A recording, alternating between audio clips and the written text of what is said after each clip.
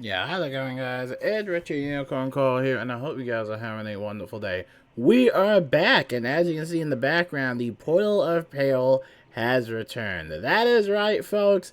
After many and many months, it has finally returned. So hopefully you guys have fun with that. And at least from my knowledge, I have not heard many bugs or glitches with it, which is quite surprising. Now, this is the Iron Sultan and Sinbad Gauntlet, so definitely would recommend trying it out, especially trying to fight that secret boss, which has a potential chance of dropping that 3% mount that you can possibly get as a drop. But yeah, we're going to jump right into the news about all the other stuff, your latest reminders and coverage of everything Wizard101 related.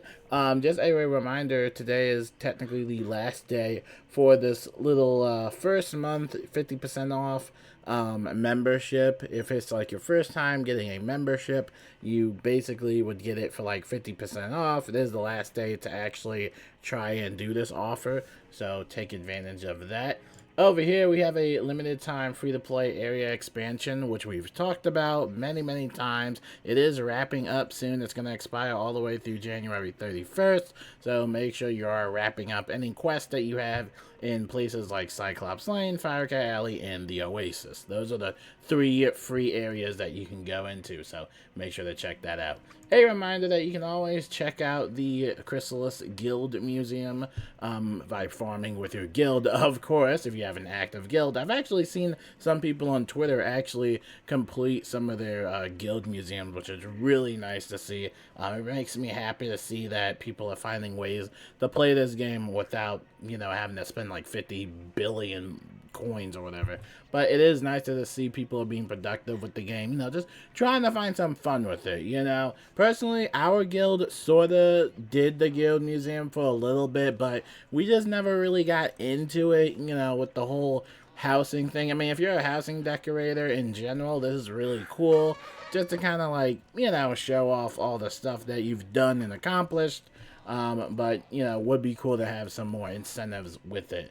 But overall, though, check it out, though. Find yourself a guild and have fun with that. Over here, a reminder that the Dark Jester Horde pack is available in the Crown Shop. This is the latest new item in the Crown Shop. So if you want to spend some money, there you go. Have fun with that.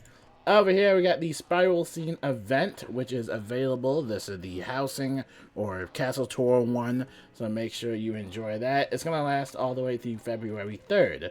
And then over here, we also got the Portal of Peril event, which, guys, the Portal of Peril has been through the ringer, man.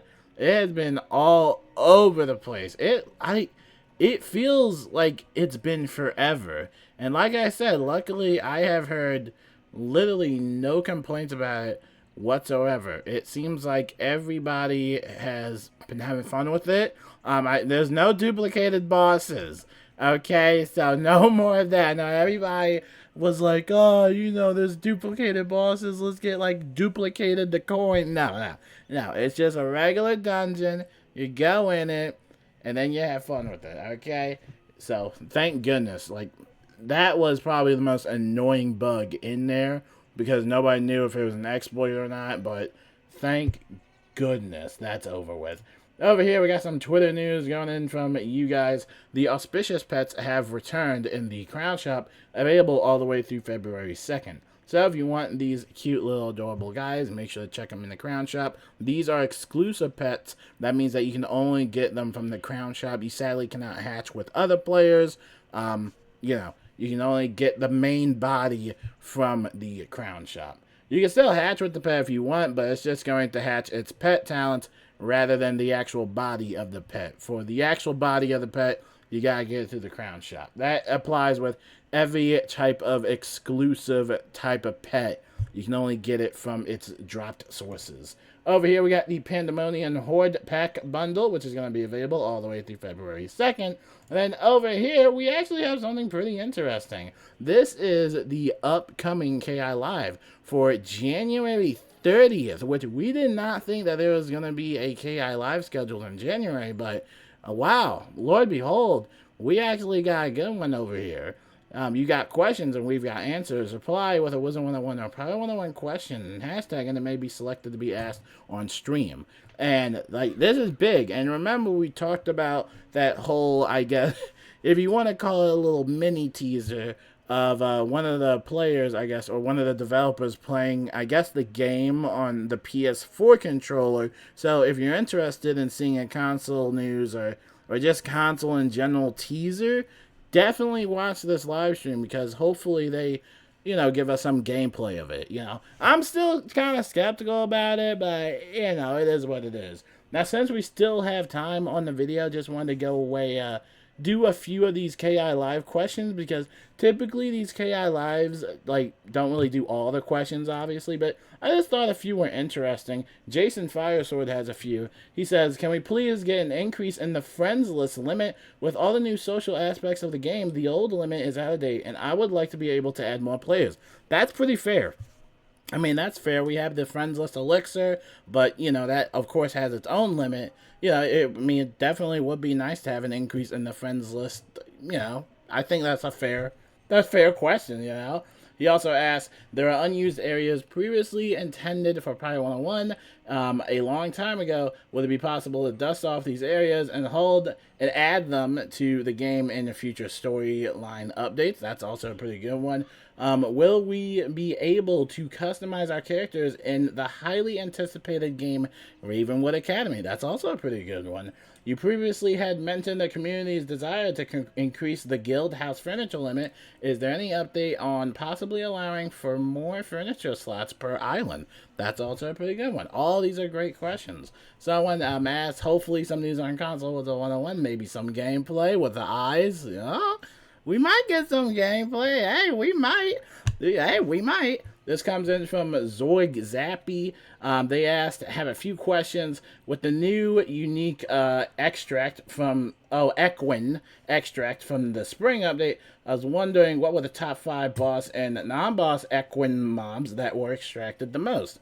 My second question is if there are any new monstrology extracts currently in the works, which would also be pretty fun. I know a lot of people don't like monstrology, but again, one of my favorite parts of the game. Pretty fun. Are you guys gonna make teleport effects transferable? I saw this dude mention this comment a lot. Transferable through the shared bank. There is no reason as to why my Death Wizard should have my Stormzilla port when I want my Storm Wizard with the Stormzilla outfit to have it. Yeah, that is true. They mentioned how the teleporter effect should be transferable through the account instead of it just being on a singular character. I feel like if you're playing on a character on the same account, it should just be accessible through all your characters.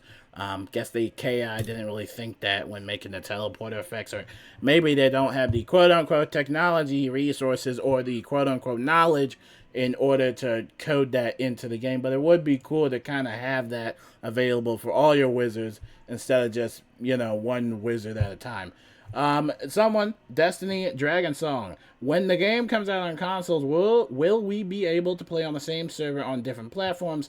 For example, if one person is on Nintendo Switch and the other is Xbox. Yeah, we already know that. Crossplay for all consoles. It's only going to be separated for PC. So PC players like myself, we're just going to play on PC. Console players can enjoy the game on consoles with each other. We already know that. Are you going to listen to the community in regard to completely reagents aspect of the bazaar? Dude, I don't know. I actually used the bazaar today just to sell some empowers. Again, I rarely use it a whole bunch. I'm still going to quick sell most of my stuff. But I guess some people are still not happy with the whole bazaar. Like I said, I don't know what they did in the update, bro. This was supposed to be the bazaar rework update. I guess, if we knew that the bazaar rework was going to be bad, I don't think we should have asked for it, honestly. I feel like Wizard101 players, myself included, we take a lot of these things for granted, and it always takes that one bad update, and we lose it for a very long time, unfortunately. Will we get team-ups for gold keys? That's another one. And some kiosk option for farming Azoth. That's also a good option. Technically you should be farming Azoth with your own guild, technically, but that's also a pretty good option as well. Just more team-up functions and filters. Are you guys planning on bringing name changes slash magic mirror or a similar system to Pirate 101? This is a good one. Also, are there any plans to add more naming options to Pirate 101? I feel like that one, they might skip on that question. Pyro 101 is a very iffy game. You know, it's a game that doesn't regularly get the biggest updates as to opposed to Wizard 101. Lately, during the year, they have been, I guess, somewhat better with the updates. I personally wouldn't know because I don't play Pirate 101, but we do cover the news about it, and they do still get updates. But in terms of some of the big updates or things that players are asking, such as name change or, magic mirror and all that stuff, I think that would definitely be tricky on the devs because it's just from my knowledge or it's just from like my observation, it just doesn't seem like they really have, again, like I say, I hate saying this word, quote unquote, the resources, quote unquote, the developmental power slash knowledge or coding capacity to really put that in Pirate 101. Pirate 101 seems like a smaller game as opposed to Wizard 101. I would guess in terms of resources. I could be wrong. Maybe we might get that this year. I'm not saying that, but it would be cool to kind of see some things go over to Pirate 101, or at least have Pirate 101 keep getting consistent updates. Now, I believe the max level is still level 70 in Pirate 101. I don't know when they're going to increase the level. I don't know when they're going to have like a new, I guess, dedicated world of some sort. We're just going to have to wait and see what happens. Because I know there's a lot of dedicated Pirate 101 players out there. And from what I've seen, Pirate 101 is really awesome. But again, we just have to wait and see what happens from there. Oh, Isaiah, will there be text chat for consoles? We already said that most likely is going to be menu chat. They said that in the Discord. That was definitely controversial. I'm still going to wait on the launch just to see. A lot of people expressed some concerns. A lot of people just don't care much. They said they're going to do party chat with their consoles or whatever. Hopefully it's not too bad, but they just said, like, at least in the Discord, they said until they find more chat moderation tools. I don't know what that means, but hopefully they figure that out. In the meantime, it would be nice to have text chat on launch for consoles, but as they've said, most likely it's going to be menu chat, and probably later on they could add in text chat when they figure all that stuff out. I would imagine that there's probably like a bunch of like terms of service that they have to follow. Also, from Isaiah, you have previously said you will be adding more incentives to the Guild Museum outside of housing items. When do you plan on doing this? Which is also another good question, A lot of you guys have a lot of questions, and it's sad that none of these some of these won't get most of the answers on the KI Live. Of course, they want a strict time limit, whatever. But, no, it's definitely pretty cool to see people doing the Guild Museum. And like I said, our guild did it for a little bit, but we didn't really find much incentives to it because my guild, I guess some of my guild members don't really do housing stuff. We used to have some housing decorators, but, the game progressively just got kind of boring, and we were mainly interested in the raid gear and the raid loot. So it would be cool to see some other stuff be added to the Guild Museum instead of just bragging rights and some cool housing items, I'm sure. But it definitely would be cool to see some more stuff be added to that. And I think if they did that, it would bring more players to try the Guild Museum. I mean, personally, for me, my guild is just dead, and we don't do raids or the Guild Museum or Farm Azoth. Like, literally, we don't do anything. I don't play the game as much as I would want to, but, who knows? We'll see what happens. And another thing that bothers me about the guild is still the guild cap limit. It's at 60 accounts. I just think 60 accounts is not enough for this game, but I think at this point, with some players that do want to go raiding, or some players that don't really have the mental capacity to really do raids or really farm the Azoth, it can become very draining and just like mentally taxing. But we'll see what happens. I mean, I do miss raids and I do miss everything about guilds, but just, I don't know, it's a dead sub. I don't know, it's just like dead to me, It's kind of dead to me. But we'll see what happens in the future. awesome, great questions, everybody. Love reading that.